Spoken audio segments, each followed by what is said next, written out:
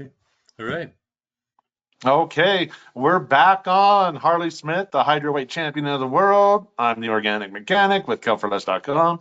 And here we are again. And I just want to start this out by saying our living water project and our living water product, we finally got some initial testing data, and we did testing before we started living water.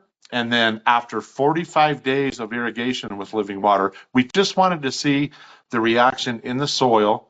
And so we took the soil test in the same spot, at the same depth, at the same level, in the same area, and we're going to start comparing them side by side. And it was very unique. What we seen with utilizing the living water program is we seen such an increase in the soil of micronutrient availability, phosphorus availability. We almost the phosphorus availability more than doubled. Just that alone is phenomenal, because we all understand, like last week we talked about, just because the phosphate's there doesn't mean the plant's going to get it. And if someone asks me, how can I increase the phosphorus levels in my plants? How are you going to do that? Well, we can do that hydroponically, but in agriculture, in a soil, that's very difficult. I mean, it takes a lot of microbiology to really increase phosphorus uptake in a plant in soil where you really don't have control of it chemically. It's biologically. And so in the soil, what I'm really learning, especially from looking at these tests, is in nature, it's been my experience, and correct me if I'm wrong, because I know you're the master of this one, but biology always trumps chemistry in the ecosystem of the soil. The biology trumps the chemistry, because how are you going to break the calcium phosphate bond in soil? You you can do that chemically, but it's very expensive. But biology will do that on a nice, even, slow pace. So in soil, I'm going to stand by that. Biology will trump the chemistry if you can create that ecosystem in the soil. So I'm going to hand that off to you and poke holes in that all you want, please, because if I'm speaking, way out of my league, I want to hear it from the master. Well, I'll say, coming from the hydroponics world Yeah. for 30 years. So, most of the time I'm just looking at the ions in hydroponics, because they're, we're just ionic fertilizer salts are what we're using. And when you put them in water, like if you put in monopotassium phosphate, then it's going to split up into potassium and phosphate. And the plant's going to take up the potassium, it's going to take up the phosphate.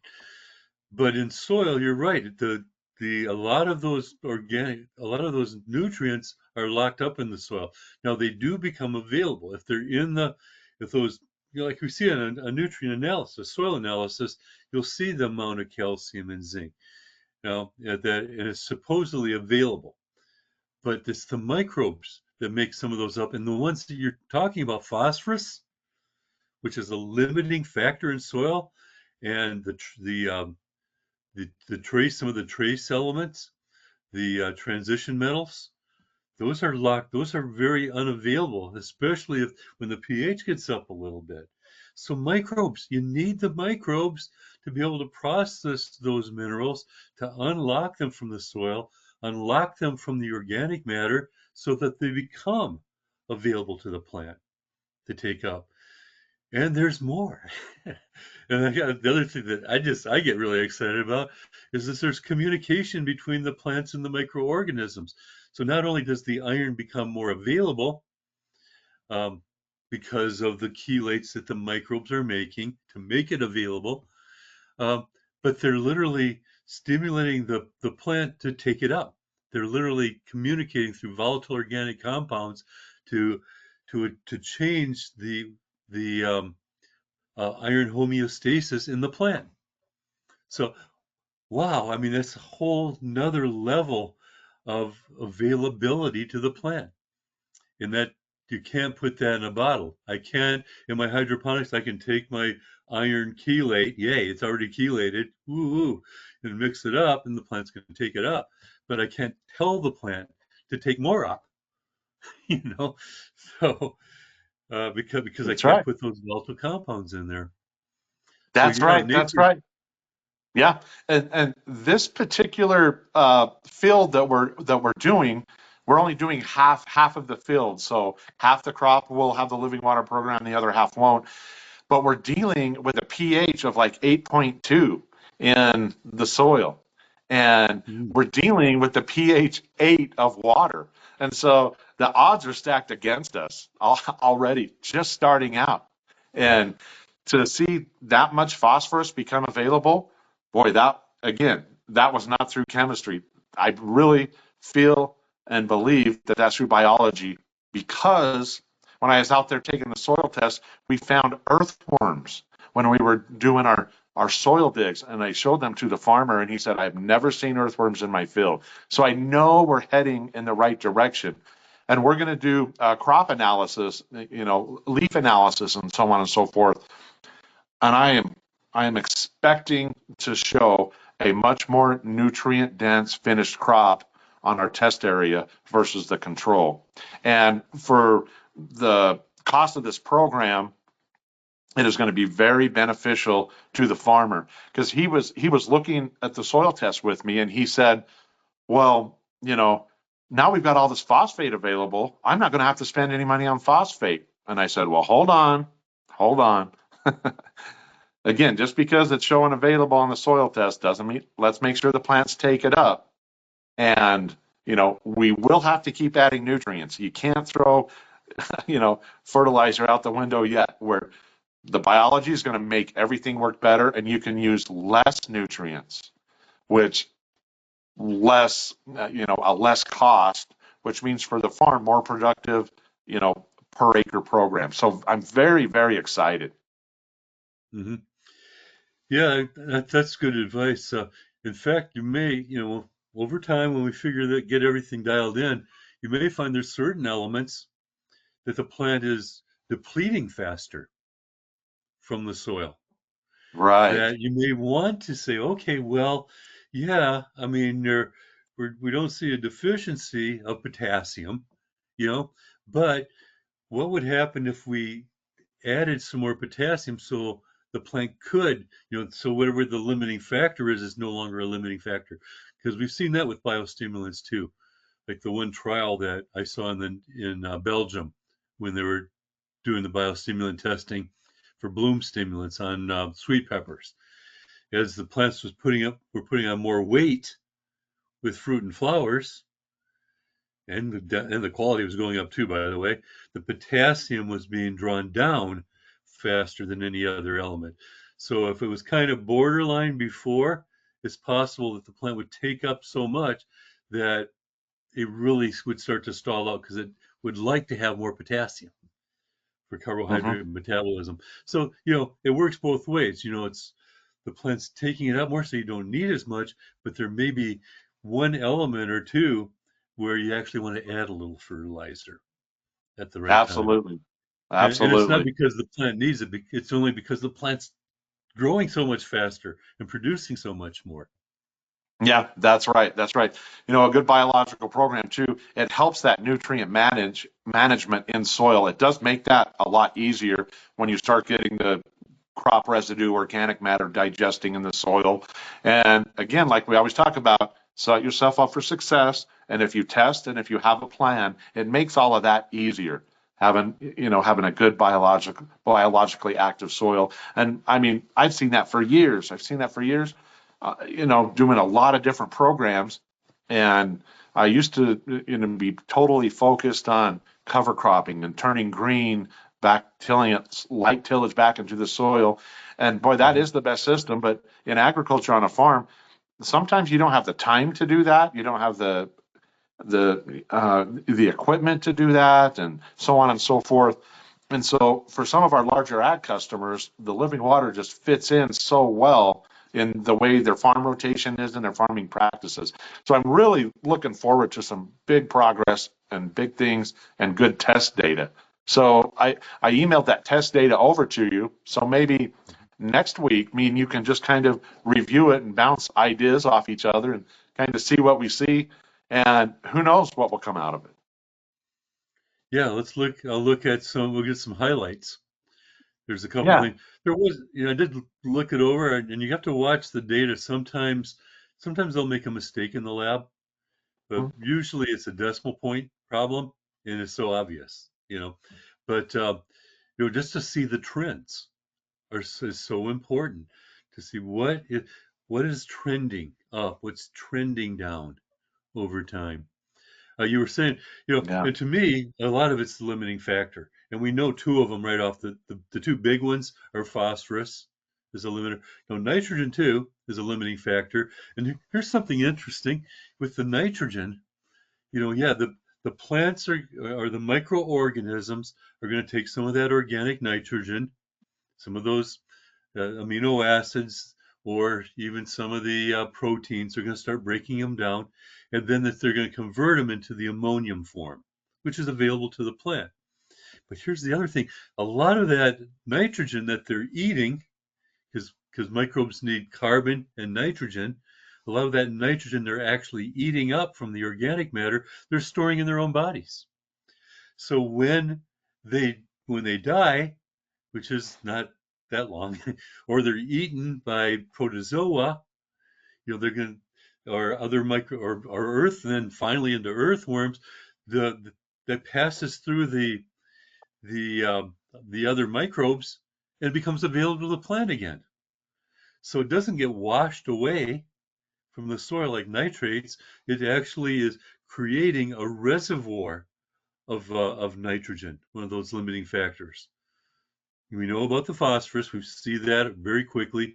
Now, in long term, the mycorrhizal fungi are really good at unlocking phosphorus, but it's amazing that in 45 days, that short a period of time, that the phosphorus solubilizing bacteria can do such a great job of unlocking phosphorus. And that's available right now. That's not have to be available a year from now or months and months from now. So yeah, this is pretty cool. And you're also Yeah. building up, like you said, you're building the life in the soil so that over time there'll be that holding it, releasing it, holding it, releasing it, uh, encouraging the plant to take it up. What's going to happen a year from now when this gets dialed in? 2 years from now, this is what Exactly. this is what farmers should be doing, in my opinion. Yeah, yeah, exactly, exactly. And that organic matter residue you talked about, by the time it goes through the digestion process, I mean, that's a chelated mineral for the plant. I mean, it's sitting Yeah. there, it can't erode, it won't volatilize, and it won't leach. I mean, it's sitting there and, wrapped in a nice humus blanket, just waiting for the plant roots to tap into it. I love it. I don't think it gets any better. And I'm very, very, very excited. And to see this in a pH of 8, and, yeah, it is such a struggle to get phosphorus in a lot of these soils out west here. And it's a struggle, believe it or not, for the plant to have enough calcium. Because, we've got Mm. 6 to 8,000 pounds of calcium per acre from knowing that from our soil tests, but that doesn't mean the plant's going to get it. And it's very frustrating. Calcium and phosphorus, I think, are the two of the hardest things to get into the plant in nature. And that's where the biology moves in. And so hopefully all of our test data will continue to show those trends. And I think we really have something special. And I'm so excited to share all this with you. I can't wait to get your input on all the testing. Yeah. Hey, there's something too. When we're looking at the test data, we're looking at bulk soil. We're not Yes, actually seeing what's actually going on in the rhizosphere. exactly. So if we see a general trend in the bulk soil, what's actually happening on the roots, in the root zone? That's where most of the microorganisms are. That's when Hmm. it's colonizing the roots. And it's okay, that's feeding on the organic matter in the soil. Yes, There's some decomposition, and we can see that very easily. But that pH on the root zone might be 3 points lower than the bulk Exactly. soil. And we might be at, instead of 8, we might be at 7.6 or something. Still is a little high, but then at the same time, even at the 7.6 on the root zone, then if there's some chelates that are being made, some siderophores by the microbes, they may keep that iron soluble, those trace metals soluble even at that higher pH.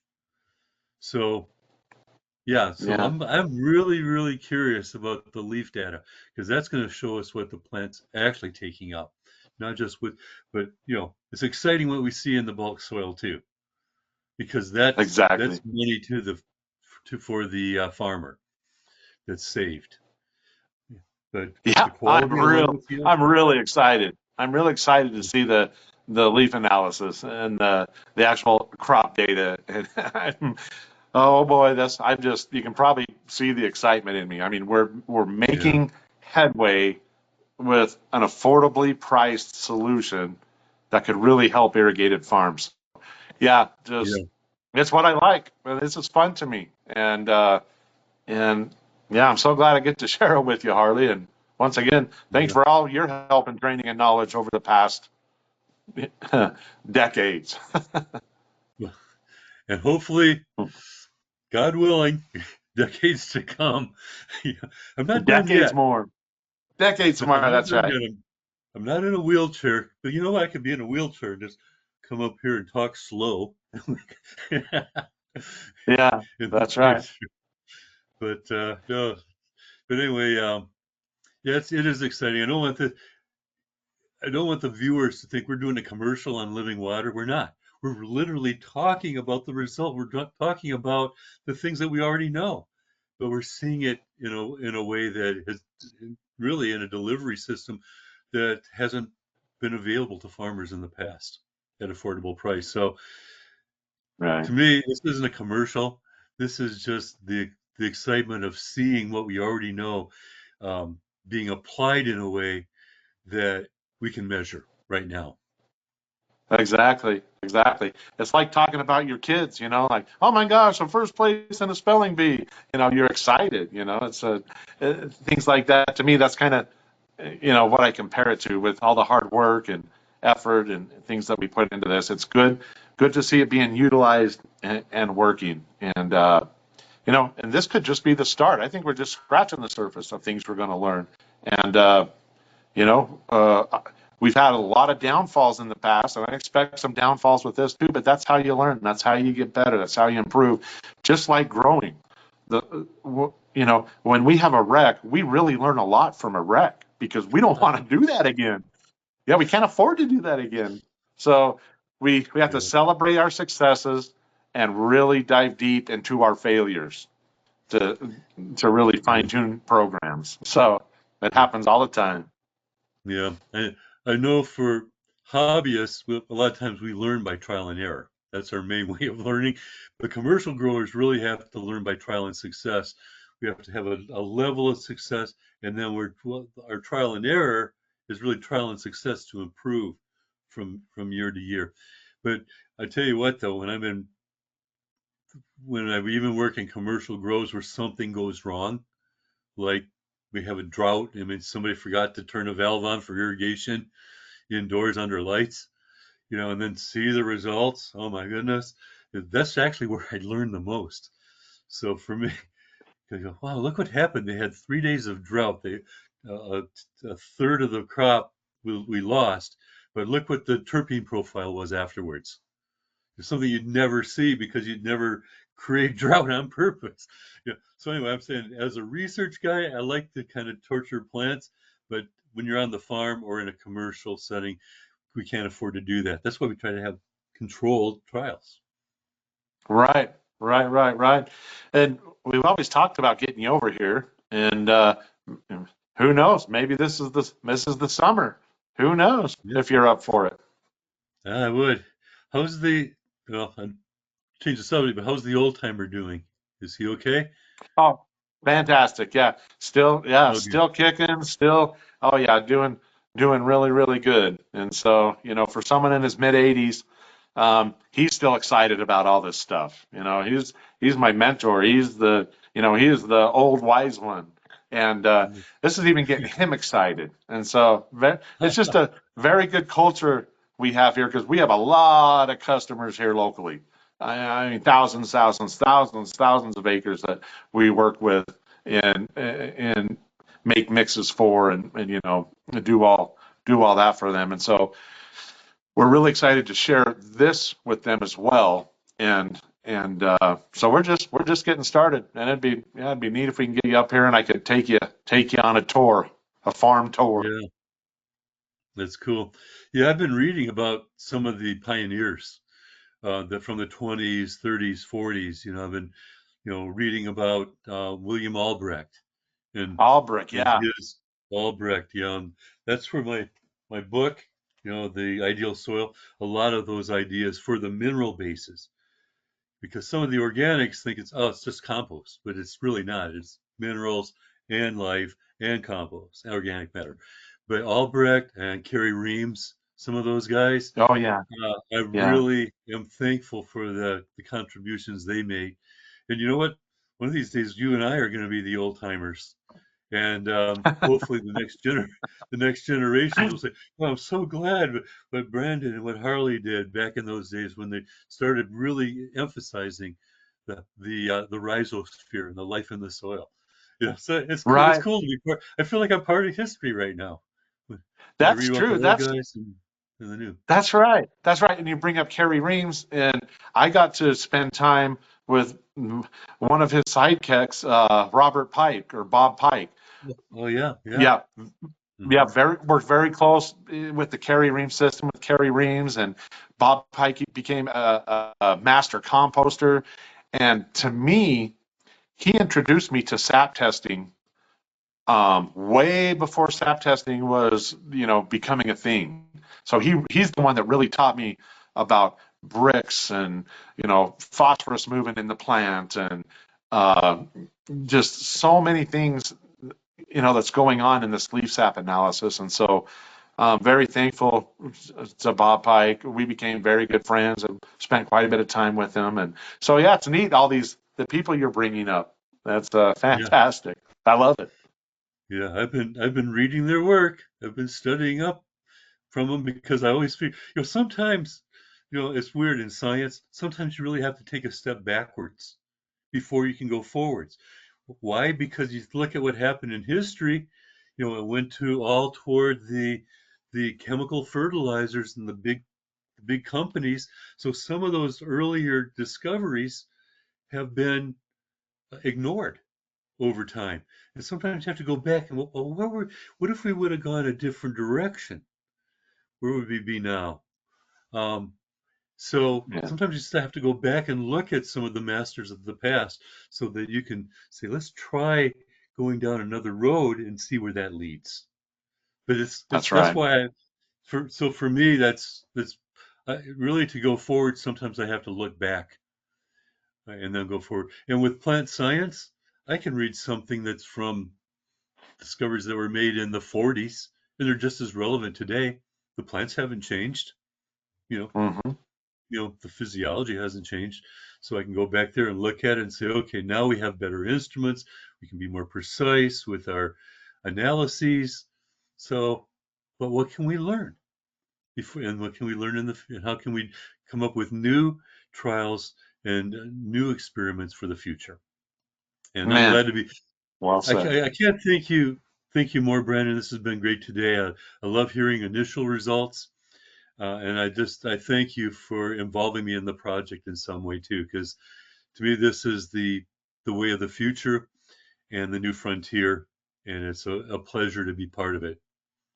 Oh boy, thank you. Yeah, thank you so much, and I'm so glad we've become friends. And now we get to do things like this just because we want to. I mean, we want to talk about this stuff. Whenever we've got together, this is what we talk about. And yeah, it's built a great friendship. And yeah, I'm honored to be able to sit here and do this with you and just hear your thoughts because it's so valuable. So yeah, we got some good stuff coming up. Okay.